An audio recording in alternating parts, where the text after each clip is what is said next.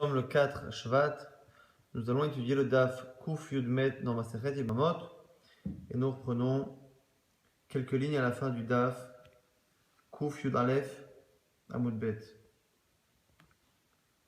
À la cinquième ligne avant la fin, la Mishnah nous dit, la Gemara nous dit Mantana au sujet de la Mishnah qui avait dit qu'une Ibama, une belle-sœur, qui dans les 30 jours atteste, dans les 30 jours où elle est partie habiter avec son beau-frère Yebam, elle atteste que son beau-frère n'a pas fait la misa et que donc elle n'est toujours pas libérée. Eh bien, dans les 30 jours, on la croit et après 30 jours, on ne la croit pas. Ou on la croit moins en tout cas, et donc du coup, on n'oblige pas le mari à faire Khalissa, juste on lui demande. Et là-dessus, la Mishnah, la Gemara nous demande Mantana, qui est le Tana des Ad Tlatin Yomin ou Kim Inish Anafshe, qui pense, qui est le Tana qui pense dans notre Mishnah qu'un homme peut rester avec une femme pendant 30 jours sans avoir de relation avec elle. Qui est ce Tana? Amar Rabbi Yochanan, Rabbi Meir, c'est Rabbi Meir. C'est Rabbi Meir qui a l'habitude de penser que pendant 30 jours, on peut imaginer qu'un homme n'a pas de relation avec la femme avec qui il vit, mais au bout de 30 jours, on ne le croit plus. D'où c'est donc l'avis de Rabbi Meir, d'une braïta d'Etania, Ta'anat Betulim, Kol Shloshim Yom, divrei Rabbi Meir. Un homme qui veut, après le mariage, dire qu'il y a eu un problème et que la femme, entre les Kiddushin et les Nisuin, l'a trompé, et donc il s'en est rendu compte le soir des Nisuin en voyant que la femme n'était pas Betula, n'était pas vierge, eh bien cet homme-là a 30 jours pour faire cette réclamation. C'est l'avis de Rabbi Meir. De là, on voit qu'il n'y a que dans les 30 jours où on peut le faire. S'il a dépassé 30 jours, on part du principe que comme il a une relation avant, eh bien qu'il est en train de dire cela au bout de la deuxième ou troisième relation, et donc il n'est pas cru. Rabbi Yossi Omer, Rabbi Yossi pense, Nistera lealta, lo nistera, af leachar kamashanim. Rabbi Yossi dit que ça ne dépend pas de 30 jours, ça dépend de notre yedia, de notre connaissance du fait qu'ils se soient isolés. S'ils se sont isolés, à partir du moment où il s'est isolé, il doit faire la réclamation tout de suite. S'il ne l'a pas fait tout de suite, il ne peut plus la faire plus tard. Par contre, si on ne sait pas s'ils se sont isolés, tant qu'ils ne se sont pas isolés, il a la possibilité, même après plusieurs années, de faire cette réclamation-là. Et donc on voit que c'est Rabbi Meir qui pense que pendant les 30 jours, on croit, après 30 jours, on ne le croit pas, parce qu'on estime que dans les 30 jours, eh bien, il peut ne pas y avoir de relation. Après 30 jours, c'est sûr qu'il y en a déjà eu une. Rabba Amar, Filutema Rabbi Yosef, Kalokama Rabbi Yosef Atam. La Gemara dit non, peut-être que chez nous, ça peut être encore Rabbi Yosef. Pourquoi? Parce que peut-être que là-bas, Rabbi Yossi n'est pas d'accord avec Rabbi Meir. Pourquoi? Là-bas, des Baroussato, des Gizba, Aval et Shetachiv. Là-bas, peut-être que Rabbi Meir pense que s'ils se sont isolés, eh bien, on ne peut pas imaginer qu'il n'y a pas de relation. Dès qu'ils se sont isolés, eh bien, il doit faire la réclamation tout de suite, car Rabbi Yossi là-bas pense que s'il y a eu isolement, il y a forcément une relation. La Gemara nous dit peut-être que Rabbi Yossi ne pense cela que lorsque là-bas on parle d'une femme qui est sa Aroussa, une femme qu'il a épousée, et qui après il s'isole avec elle. Là on estime effectivement qu'on est certain qu'il y a une relation selon Rabbi Yossi. Mais chez nous ici, où cet homme-là s'isole, vit avec l'ex-femme de son frère, Izaz Bezizmina, eh bien peut-être que Rabbi Yossi serait d'accord et penserait qu'il a honte, il n'ose pas aller avec elle. Donc du coup, peut-être qu'ici même Rabbi Yossi serait d'accord avec Rabbi Meir qu'on peut penser que jusqu'à un mois, même s'ils se sont isolés pendant un mois, eh bien peut-être qu'il n'y a pas eu de relation. On reprend, on avait dit que dans le cas où dans les 30 jours, la femme a dit qu'il n'y a pas eu de bi'a et de yiboum, eh bien on le force à la libérer. La Gemara a dit ad shekofinoto la halos nichfenu liyabem.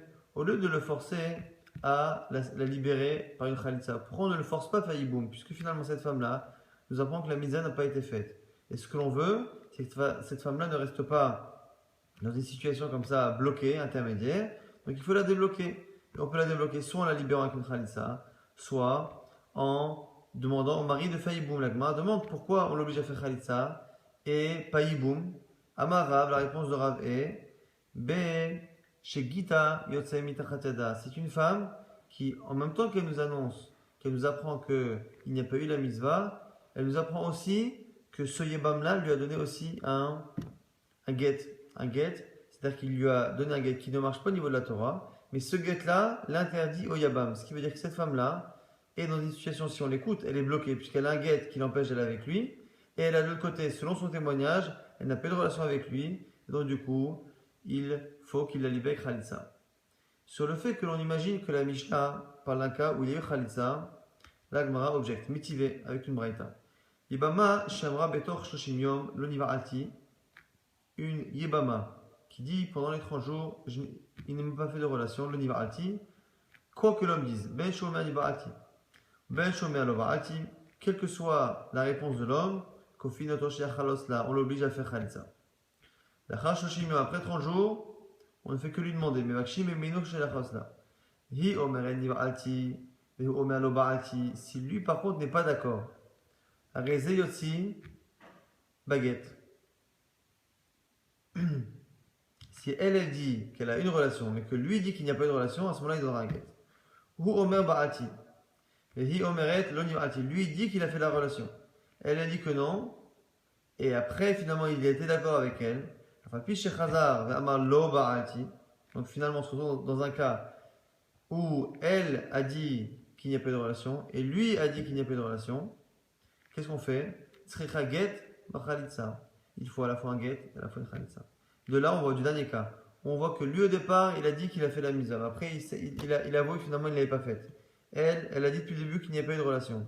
Et dans ce cas-là, dans le doute, on demande à la fois un get, à la fois une khalitsa. Le fait qu'on demande un get et une khalitsa, ça sous-entend qu'à la base, on parle d'un cas où la femme n'a pas reçu de get, puisqu'on demande à ce qu'il donne un get.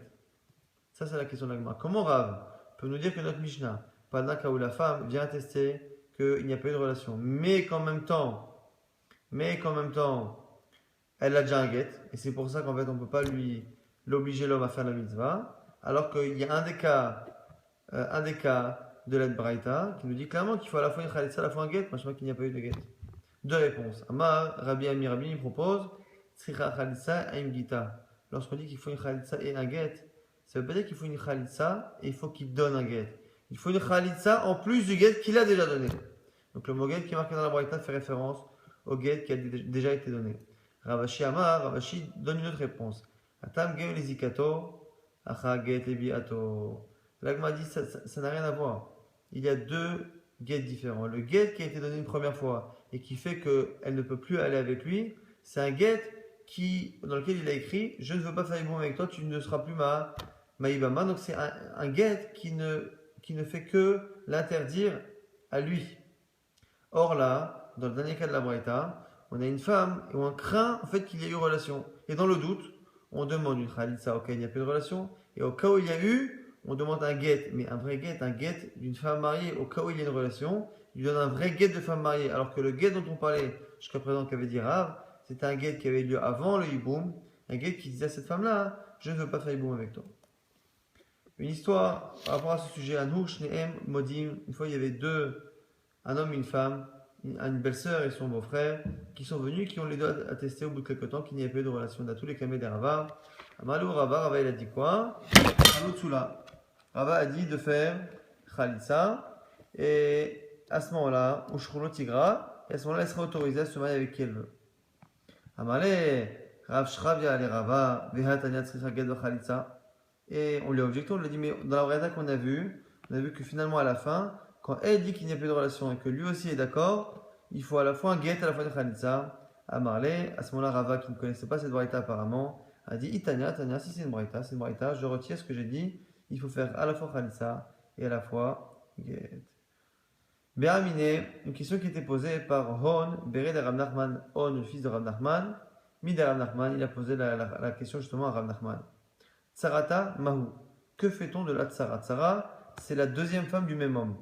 Un homme qui était marié avec deux femmes, qui est décédé, et qui a donc deux femmes qui doivent faire Yiboum. En général, le sort de l'une est lié au sort de l'autre. Si on craint que l'une n'ait pas fait Yiboum, et donc qu'elle n'a pas été, elle n'a pas fait la mise de Yiboum, eh bien l'autre femme n'est pas non plus libérée. Elle ne sera libérée l'autre que si la première a fait la mitzvah. Puisque ici on craint et qu'on croit cette femme lorsqu'elle dit qu'il n'y a pas eu la mitzvah, on la croit et qu'on demande au mari de faire khalitsa, ça sous-entend que on on croit cette femme qu'il n'y a pas eu la mitzvah. S'il n'y a pas eu la mitzvah, l'autre Sarah, donc l'autre femme de ce même défunt, eh bien si elle s'est mariée entre temps, il faudrait la sortir.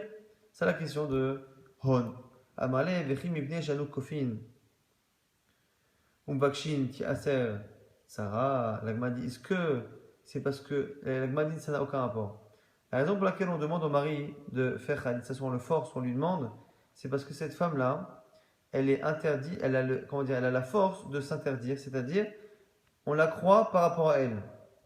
On a un principe que on peut s'interdire au niveau de la Torah. Quelqu'un qui n'est pas cru par rapport à quelqu'un d'autre est cru par rapport à lui-même. S'il dit ce morceau-là que j'ai mangé, c'est un morceau qui est taref, eh bien on le croit. Il a la possibilité d'être cru par rapport à lui pour se créer un issour. Cette femme-là, elle est crue par rapport à elle. C'est-à-dire qu'elle ne peut pas se marier avec un autre si elle ne fait pas khalitsa. C'est pour ça qu'on demande à l'homme de faire khalitsa. Mais ce n'est pas que réellement on craint que ce qu'elle nous témoigne soit une vérité, et donc du coup on ne pose pas de problème à la seconde femme du même défunt. On avait dit dans la Braïta, dans la Mishnah, Anoderet Anaa Mi Ibama, une femme qui du vivant de son mari avait fait un éder, elle s'était interdit de profiter de son beau-frère. Et la question se posait, une fois que son mari décédait et qu'elle se retrouvait avec son beau-frère, est-ce qu'on lui demandait de faire khalitsa? Est-ce qu'on le forçait à faire khalitsa? Et ça dépendait en fait de justement, est-ce que lorsqu'elle l'a fait, elle était en connaissance de cause? Est-ce qu'elle l'a fait par rapport à la mitzvah de Yiboum pour éviter la mitzvah, ou est-ce qu'elle l'a fait pour une autre raison? En tout cas, Namatan, par rapport à cela, on nous cite une braïta. Barishona yomrim, shalosh nashim yotzot, venotlot ktuba. Il y a 3 femmes qui, à cause d'une situation un peu compliquée, eh bien, reçoivent un get et peuvent même recevoir une ketuba. Les 3 cas. Haomeret temea ani lecha. Une femme qui atteste qu'une femme de Cohen, qui atteste qu'elle a une relation qui n'a pas été consentie et que donc elle est interdite à son mari Cohen. On n'a pas de preuve, mais elle le dit. Eh bien, à la base, on aurait dû la croire. Et à la base, ces femmes-là, on les divorçait et on leur donnait une tuba. Celle qui dit Hashemaim béni levenecha. Celle qui dit que le ciel est témoin entre toi et moi, c'est-à-dire celle qui atteste, quelque chose qu'on ne peut pas nous savoir, mais qui atteste que dans l'intimité, il ne remplit pas son devoir conjugal. Netula anim ina yehudim, ou la troisième, c'est celle qui a fait un éder de s'interdire, non pas que son mari, mais qui s'interdit de profiter de tous les juifs, et donc de son mari. Elle ne peut plus avoir de relation conjugale avec son mari. Ces 3 femmes-là, celle qui dit à son mari Cohen qu'elle lui est interdite parce qu'elle a été violée, celle qui dit qu'il n'y a pas de relation conjugale entre les deux, ou celle qui a fait un éder de ne profiter d'aucun juif, ces 3 femmes-là à la base, on aurait dû les divorcer et leur donner la ktuba. Les chachamim ont changé d'avis. Chazrou lomar, shelote isha notenet aineha be'acher, ou mikalkelet al ba'ala. Les chachamim ont changé d'avis pour ne pas justement donner la possibilité à une femme de se faire divorcer lorsqu'elle le veut, de peur qu'une femme qui finalement a succombé au charme d'un autre homme puisse justement utiliser un de ces 3 moyens pour se libérer de son mariage et se marier avec la tierce personne. Et là, Haomeret Temeani Lecha, c'est-à-dire celle qui dit qu'elle a été violée, il faut qu'elle le prouve. Hashemaim Beni le Benecha, celle qui dit qu'il n'y a pas de relation conjugale, Yasud Derech Bakasha, eh bien on se contentera de demander au mari d'assurer justement son devoir conjugal. Et tout là, Ani Minayodim, Yafer Heiko Umeshamashto, Otehen Tula Minayodim. Et pour la troisième chose qui était le neder, eh bien le mari pouvant annuler le neder, le mari annule la partie du neder qui le concerne, et donc elle peut maintenant profiter de lui, mais elle sera interdite toujours de profiter à tous les autres juifs. Ibaria Léon pose une question à Beth Midrash. Netula Ani Minayodim, la Yebam Mahu. Celle qui a dit à son mari, je suis Netula Minayodim, je m'interdis tout profit des juifs. Et on a dit son mari, il annule le vœu. La question, c'est est-ce que elle peut après, si le mari décède, est-ce qu'elle peut avoir une relation avec le beau-frère? En sachant que le mari a annulé son vœu par rapport à lui, mais il n'a pas annulé par rapport aux autres. La question, c'est est-ce qu'à la base, lorsqu'elle a fait ce vœu-là, est-ce qu'elle a inclus le beau-frère ou pas? Mi maska adarte des maillets de Barla. Est-ce qu'elle avait pensé au fait que son mari allait mourir et donc elle a avoir Yiboum, Venafla Kame, Yabam, et à ce moment-là, elle a la visa de Yiboum, Olo. La réponse de Rav Amar, Yabam Enoke Baal. Rav nous dit que le Yabam, c'est pas comme le mari, qu'elle est interdite au mari, et que s'il n'y a pas de Afara, elle est interdite au Yabam. Ou Shmuel Amar, Yabam Arehu Ke Baal. Shmuel nous dit que le Yabam, le beau-frère, c'est comme le Baal. Amar Abaye, Kevate Dera Mistabra. L'Agmar nous dit que a priori, la logique veut que ce soit Rav qui ait raison. Pourquoi? Parce qu'on a une braïta.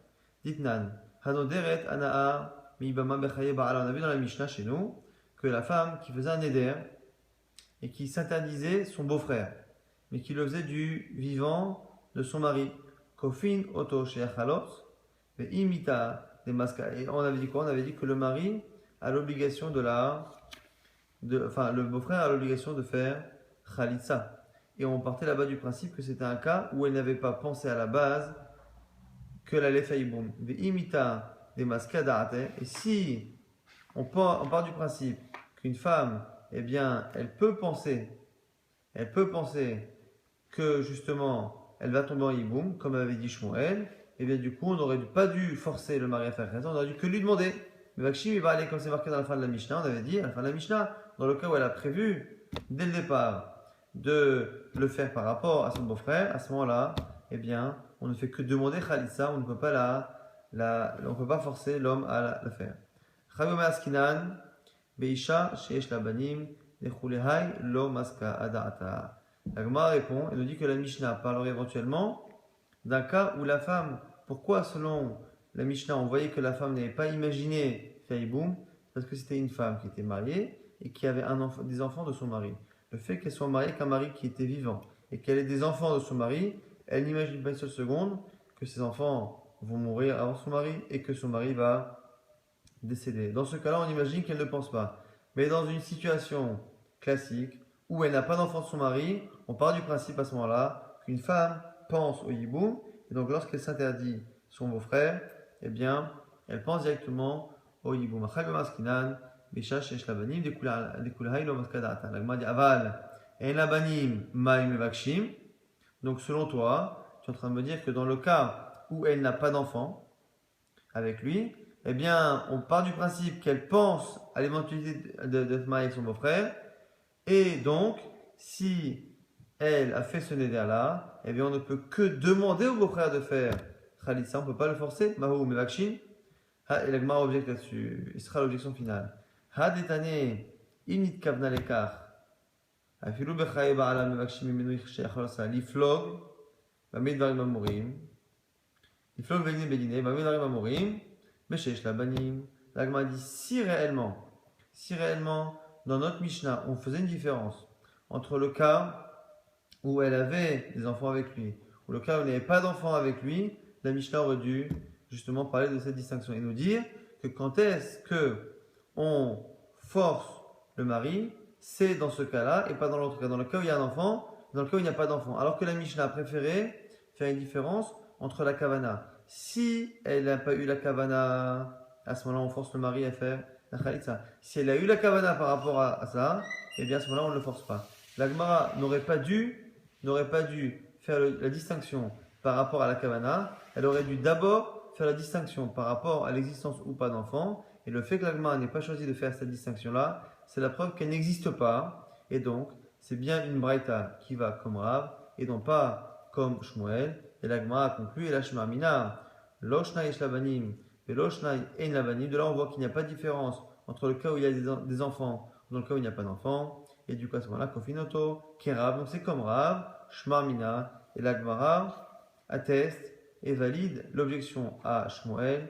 Et donc confirme que la Braïta est comme Rav. Adran Alach, Bet Shammai, nous avons terminé le Perek Bet Shammai. Nous avons dans le début du Perek suivant une Mishnah très très grande qui va nous parler du mariage et du Yiboum, qui continuera de parler du mariage et du Yiboum des hommes et femmes qui sont Hereshet, qui sont sourds-muets, en sachant qu'à l'époque, en tout cas à l'époque, les sourds-muets étaient dispensés des mitzvot de la Torah, donc les kiddushin qu'ils faisaient n'étaient des kiddushin qui ne marchaient que midera c'était les sages qui ont institué que les kiddushin marchent.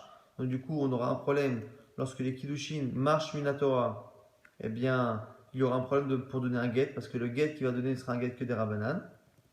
En sachant qu'il y a une différence, puisque le get, les kiddushin doivent être faits avec l'accord, la volonté de l'homme et de la femme. Donc dans le cas de kiddushin, le fait que l'un ou l'autre soit cheresh, ça ne fera pas des kiddushin de la Torah, mais que des kiddushin de rabanan. Par contre, dans le cas du get, puisque le get ne doit être fait que par l'accord du mari et pas de la femme, eh bien, un get ne sera un bon get que si l'homme n'est pas lui-même sourd-muet, mais si c'est la femme qui l'est, eh bien, le mari peut faire un bon get. Et on verra aussi par la suite des cas où on appliquera le fait que ni un cheresh ni chereshet ne peuvent faire khalissa. Et donc, dans certains cas, eh bien, la situation restera bloquée jusqu'à la mort du mari.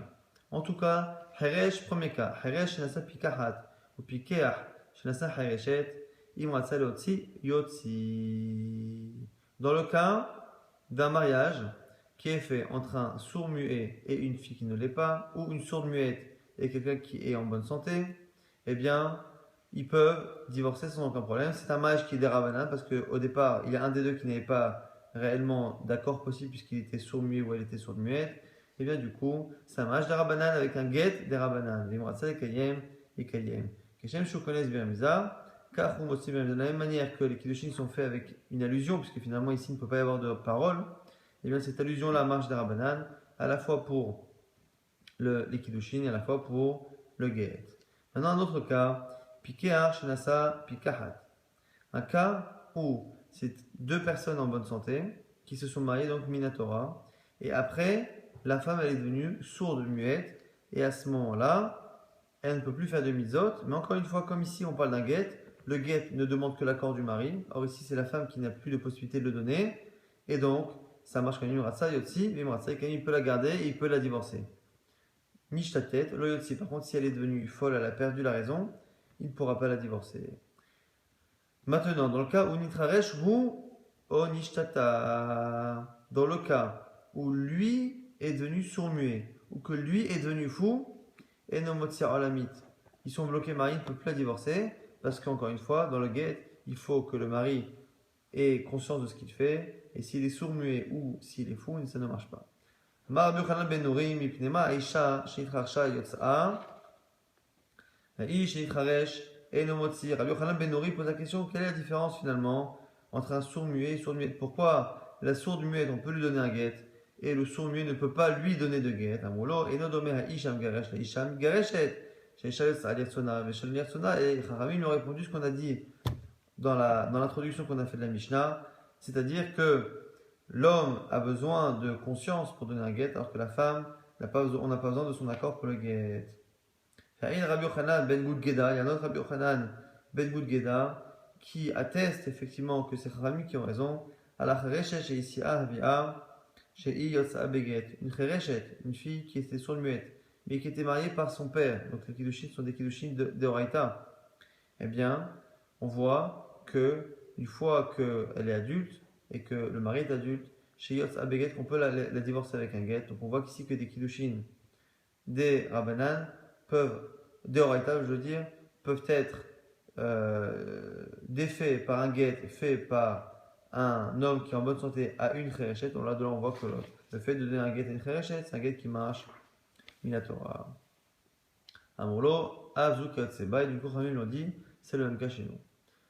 Maintenant, des cas un peu différents, des cas de Yiboum. Shneachin, Chereshin, Nisuim, Nishte Achayot, Cheshot. Plusieurs cas de Yiboum, avec des sourds-muets ou des sourdes-muettes.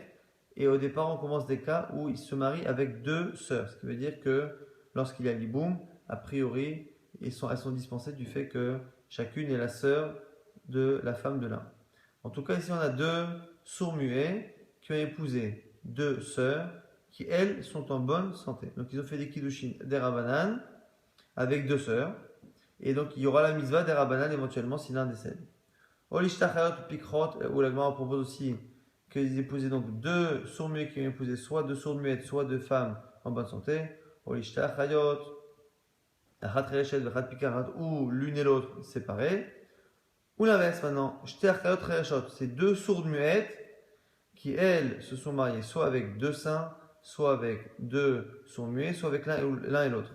Lishnachin pikrin ou lishnachin chereshin, lishnachin echad cheresh echad pikeach, hare elu pturot min hachalitza ou min hayiboum.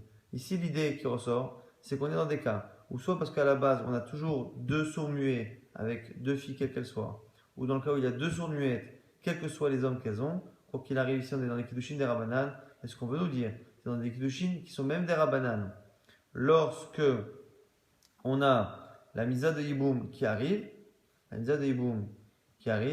bien, on a la belle-sœur qui arrive, c'est la sœur de sa femme, eh bien, on voit que même la mitzvah de Yiboum des Rabbanan, elle est repoussée par le fait que chacune est la sœur de la femme, et donc du coup elle est Ptoura. Donc on voit que les Haramim ont institué dans les Kiddushin des Rabbanan et dans les Yiboum des Rabbanan le même mode de fonctionnement que dans celui de la Torah, et donc la sœur de sa femme est dispensée de Yiboum.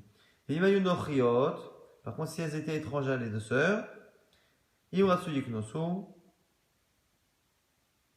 Imratsu Yotsi. Dans le cas où les deux sœurs sont étrangères, et que soit les deux hommes sont sourds-muets, soit les deux femmes sont sourdes-muettes, eh bien, il faudra qu'ils fassent la misa de Yiboum.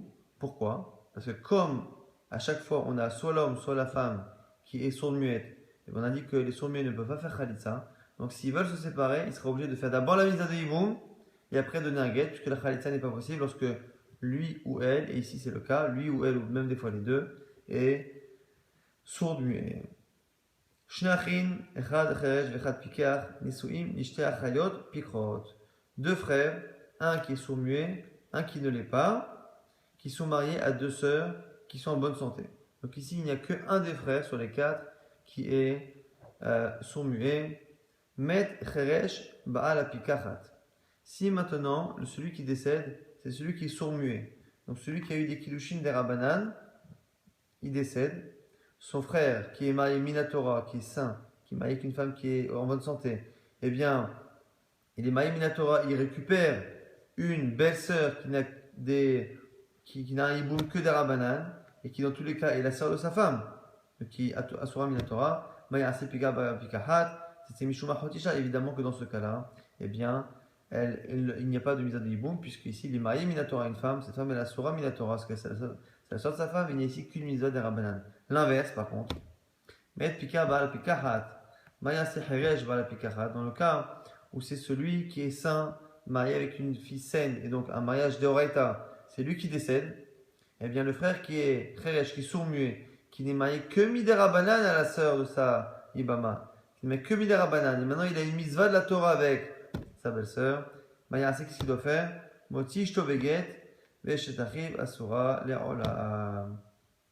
Il divorce sa femme, puisque sa femme, qui n'est sa femme que Midera Banan, Minatora, elle n'est rien, et il ne peut pas rester avec elle parce que c'est Achos Kukato, c'est la sœur, maintenant, Minatora, ça n'est que la sœur d'une femme de sa Ibama. Or, on n'a pas le droit de toucher à la sœur de sa Ibama. Mais d'un autre côté, il ne peut pas non plus aller avec la Ibama, parce que la Ibama, c'est la sœur de celle qui est sa femme des Rabbanan. Les Chachamim n'ont pas autorisé à ce qu'on épouse la sœur de sa femme, même si c'est un mage des Rabbanan.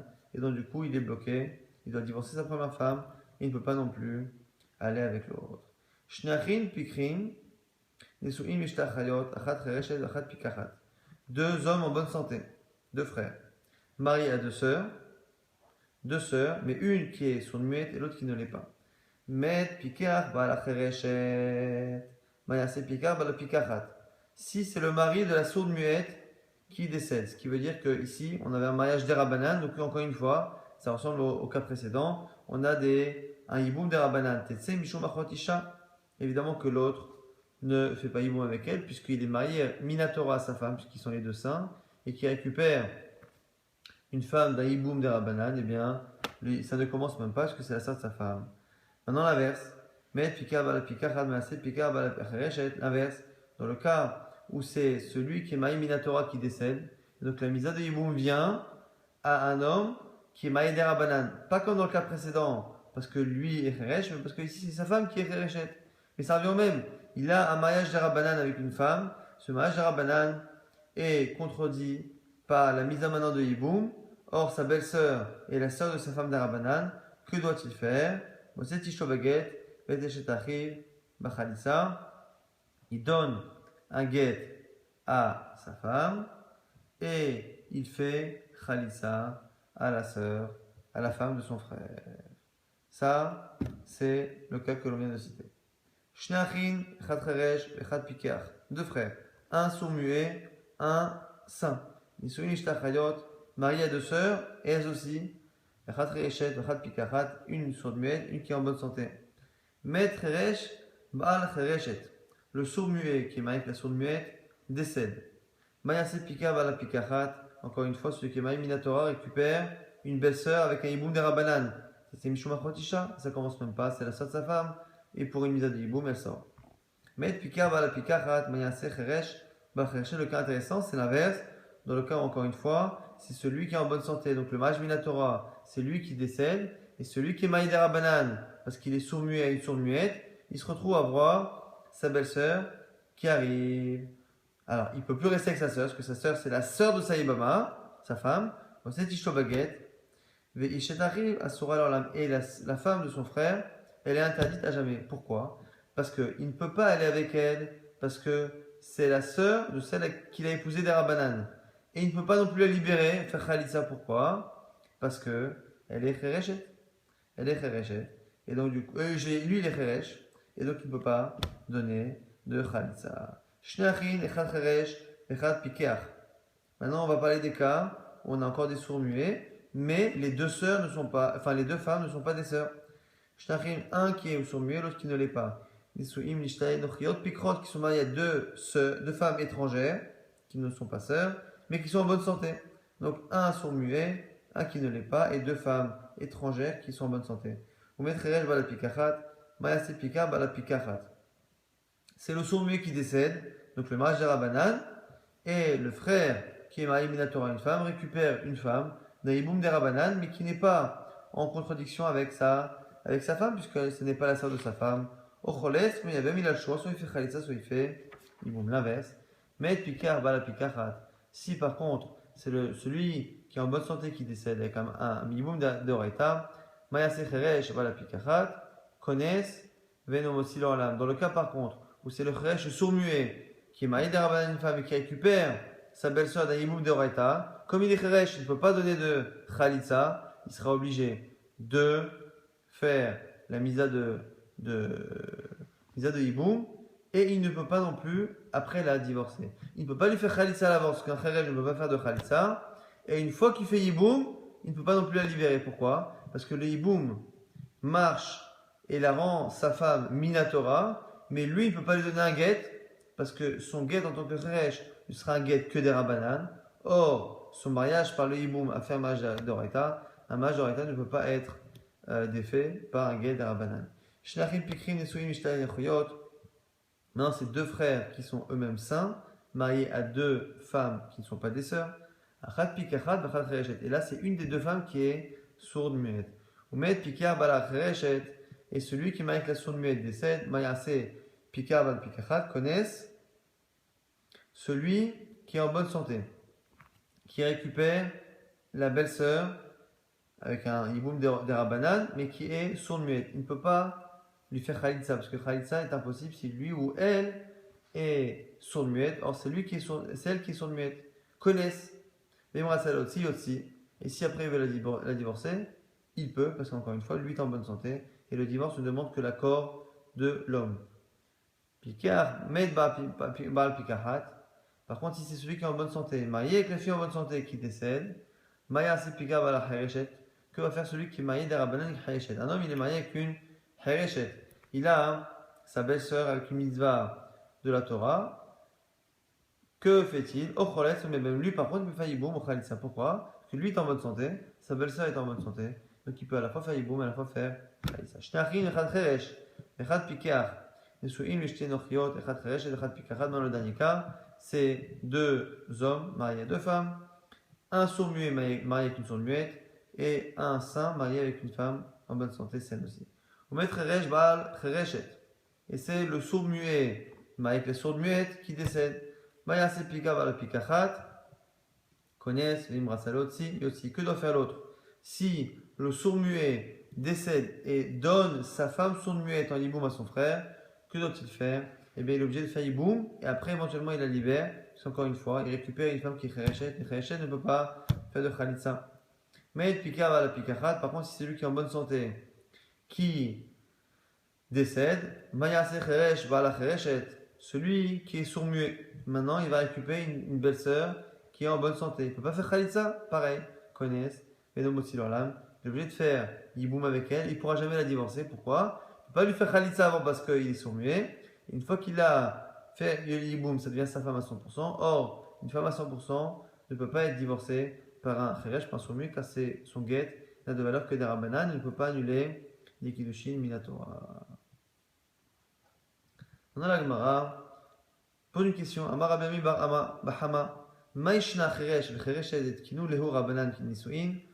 Pourquoi fait-on une différence? Pourquoi les sages ont institué des rabbanan, des kiddushin, un mariage pour une sourde muette et un sourd muet, ou maishna des shota veshoté, des l'autre kinu lehu rabbanan nisuin? Et pourquoi les gens qui sont déséquilibrés, les gens qui n'ont pas toute leur tête, une fille ou garçon, pourquoi on n'a pas fait des kiddushin pour eux? Des tanya shoté vekatan shenaseu nashim ou metun des shotéem pturot minachalitza ou minaiboum. Parce qu'on a une brata qui nous dit clairement qu'un enfant ou un homme qui n'a pas toute sa tête, eh bien, s'ils font des kiddushin, ça n'a aucune valeur. Il n'y a pas ni hiboum ni khalitza. L'agma répond Kheresh v'chereshet de kaima takanta de rabanan tkinu lehu rabanan nisuin. Un sourd-muet et une sourde-muette, puisque si on leur fait une takana de rabanan, eh bien, cette takana peut rester, peut marcher. On leur a fait une takana. Shote v'shota de lo kaima takanta de rabanan. Celui qui est déséquilibré ou celle qui l'est, comme on savait qu'il n'allait pas préserver la takana de nos sages, eh bien on l'a pas fait. Pourquoi? Des en adam dar im nachash birfifa echat. Car un homme ne peut pas vivre avec un serpent dans la même pièce. Manière de dire que le mariage est quelque chose qui peut entraîner des désaccords et un manque de shalom. Or, un homme qui est déséquilibré ou une femme qui l'est ou les deux ne peuvent pas justement garder le shalom. Et on n'a pas voulu, Chachamim n'ont pas voulu s'ingérer et créer un statut marital des rabbanan alors qu'ils savaient que ces personnes-là n'étaient pas capables justement de garder un shalom, une paix conjugale, et donc du coup, l'autre qui nous rabbanan, nisuin, n'ont pas fait de nisuin. Autre question, machinal katan. Maintenant, pourquoi on a fait des nisuin pour le sourd muet et pas pour le katan, pour le mineur? Cheresh takinu rabbanan nisuin. L'agma a dit, cheresh de l'otiklal nisuin, takinu rabbanan nisuin. L'agma dit, c'est logique. Pourquoi? Parce que le cheresh, le sourd muet, il n'aura jamais toute sa tête. A priori, quelqu'un qui est sourd muet, il le restera toute sa vie. Et donc, on n'a pas voulu le laisser ne pas se marier. Or, un katan, un mineur, aujourd'hui, n'a pas toute sa tête. Et donc, on aimerait lui faire des kiddushin des rabbanan. Mais on n'a qu'à attendre, puisque finalement, dans quelques temps, il va grandir et il pourra faire des vrais kiddushin. Katan atelechlal nisuin, l'autre akinu rabbanan nisuin. L'agma a dit, mais attends, mais si c'est ça, pourquoi la fille mineure, on a fait des kiddushin des rabbanan? Lorsque le père est décédé, on a autorisé le frère ou la mère à faire des kiddushin des rabbanan. Puisqu'elle va finalement arriver à un âge où elle pourra faire des kiddushin de la Torah. Pourquoi les chachamim lui instituent avant? Puisqu'on a dit que pour le mineur, il n'y avait pas besoin. Atam, shelo inhaguba, inagefker. Là-bas, c'est une raison particulière. On avait peur que si on laissait une fille mineure ne pas se marier, on avait peur que les hommes se comportent mal avec elle. C'est comme ça que c'est marqué dans la Gemara. Dernière question. La Gemara nous dit pourquoi l'Aktana, sur ces kiddushin d'Arabanan, on lui a laissé la possibilité de annuler ses kiddushin et de refuser. Or, la Chereshet, la sourde muette, qui a fait des kiddushin, on ne lui a pas laissé la possibilité de remettre en question ces kiddushin. La Gemara dit Dimken, Miman'e, Velo Nazvela. La Gemara dit pourquoi on n'a pas donné la possibilité à une sourde muette d'annuler le mariage, de peur que les gens finalement s'empêchent de se marier avec elle. Soit il y en a qui veulent dire parce que la sourde muette elle a un défaut, elle a un handicap et déjà ça c'est difficile de se marier, donc on ne veut pas en plus faire peur aux hommes en leur expliquant que cette femme-là pourrait un jour ou l'autre annuler ce mariage. D'autres veulent dire que non, c'est parce que finalement la ktana, la mineure, elle a la possibilité de remettre en cause le mariage, mais cette possibilité est limitée dans le temps. Dès qu'elle devient majeure, elle ne peut plus. Alors que ce ne serait pas le cas de la Chereshet, donc c'est pour ça qu'on a fait cette différence-là.